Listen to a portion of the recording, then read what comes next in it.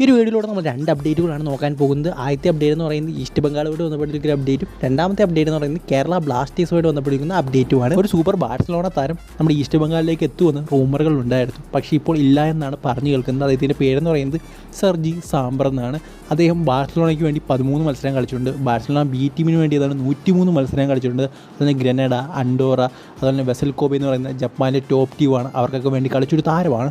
4.8 കോടി രൂപ market value, 29 വയസ്സ്. എന്തായാലും ഈ ഒരു റൂമർ ഡിനൈ ചെയ്തിരിക്കുകയാണ് നമ്മുടെ മാർക്കസ് മർഗ്ലവ്. അദ്ദേഹം പറയുന്ന ഈ ഒരു താരമല്ല ഈസ്റ്റ് ബംഗാളിലേക്ക് വരാൻ പോകുന്ന മറ്റൊരു താരമാണ്.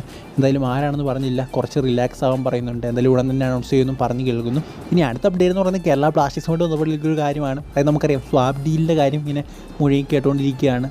ആരായിരിക്കാം സ്വാപ്പ് ഡീലിൽ മോഹൻ ബഗാൻ സൂപ്പർ ജയൻസിൽ നിന്ന് ബ്ലാസ്റ്റേഴ്സിലേക്ക് വരുന്നത്, ബ്ലാസ്റ്റേഴ്സിൽ നിന്ന് ആരായിരിക്കാം എന്താ പറയുക മോഹൻ ബഗാൻ സൂപ്പർ ജയൻസിലേക്ക് പോകുന്ന എന്നേരത്തുള്ള റൂമറുകളൊക്കെ കേൾക്കുന്നുണ്ട്. എന്തായാലും ബ്ലാസ്റ്റേഴ്സിന് പോകാൻ സാധ്യതയുണ്ടെങ്കിൽ അത് പ്രീതം കോട്ടാലായിരിക്കുമെന്നാണ് പറഞ്ഞു കേൾക്കുന്നത്. അതുപോലെ തന്നെ മോഹൻ ബഗാനിൽ നിന്ന് ആരായിരിക്കും എന്ന് ഇതുവരെ ഒരു മറുപടി കിട്ടിയില്ല. ദീപക് താങ്കരിയുടെ പേര് പറഞ്ഞു കേൾക്കുന്നുണ്ട്. പക്ഷേ മോഹൻ ബഗാൻ നേരത്തെ പറഞ്ഞൊരു കാര്യമാണ്, ദീപക് താങ്കരി ഞങ്ങൾ വിട്ടുകളിയില്ലെന്ന്. എന്തായാലും ഈ ഒരു സാഹചര്യത്തിൽ ഉയർന്നു നിൽക്കുന്ന 2 പേരുകൾ എന്ന് പറയുന്നത് സഹൽ അബ്ദുൾ സമീൻ്റെ പേരും അതുപോലെ തന്നെ ആശിഷ് റായുടെ പേരുമാണ്. നമുക്കറിയാം ആശിഷ് റായ് റൈറ്റ് ബാക്കിൽ നല്ല രീതിയിൽ കളിച്ചുകൊണ്ടിരിക്കുകയാണ് മോഹൻ ബഗാൻ സൂപ്പർ ജയൻസിന് വേണ്ടി. സോ ഇവർ 2 പേർ പേരുകളാണ് ഇപ്പോൾ ഉയർന്ന് കേട്ടുകൊണ്ടിരിക്കുന്നത്. സോ ആരായിരിക്കാം അത് എന്ന് നമുക്ക് കണ്ടു തന്നെ അറിയണം. എന്നാലും ദീപക് താങ്കരിയുടെ സാധ്യതകൾ കുറവാണ്.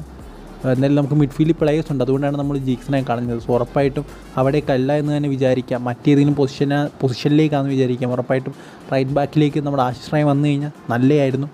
അതുപോലെ തന്നെ സഹലിന് തിരിച്ചുകൊണ്ടാകാൻ പറ്റിക്കഴിഞ്ഞാൽ അതിനേക്കാട്ടി നല്ലതായിരുന്നു. എന്തായാലും നമുക്ക് കണ്ടു തന്നെ അറിയാം ആരായിരിക്കും എന്ന ആ ഒരു സാബ് ഡീലിൽ പോകാൻ പോകുന്നതെന്നുള്ള കാര്യം. എന്തായാലും ലോട്ടറി അടിക്കാൻ പോകുന്നത് മോഹൻ ബഗാൻ സൂപ്പർ ജയൻസിനായിരിക്കും. കാരണം അവരുടെ നല്ല പ്ലേസിനൊന്നും വിട്ട് കളയില്ല. ഉറപ്പായിട്ടുള്ള നമ്മളാണ് ഇവിടെ നല്ല പ്ലേസിനെ അങ്ങോട്ട് കൊടുത്തിട്ട് ഏതെങ്കിലും കൂതറ കളിക്കാരെ ഇങ്ങോട്ട് എടുക്കുന്നത്. സോ എന്തായാലും ലോട്ടറി അടിക്കാൻ പോവുകയാണ് മോഹൻ ബഗാൻ സൂപ്പർ ജയൻസിന്. നമുക്കെന്തായാലും ഏതെങ്കിലും പാഴ് താരങ്ങളായിരിക്കും. സഹൽ വന്നാൽ ഓക്കെയാണ്, ആഷിഖ് കുരണിയനൊക്കെ വന്നു കഴിഞ്ഞാൽ ഓക്കെയാണ്, പിന്നെ ആശിഷ് റായ് വന്നാലും കുഴപ്പമില്ല. സോ ഇവർ ആരെങ്കിലും ആയിക്കഴിഞ്ഞാൽ നല്ലതാണ്.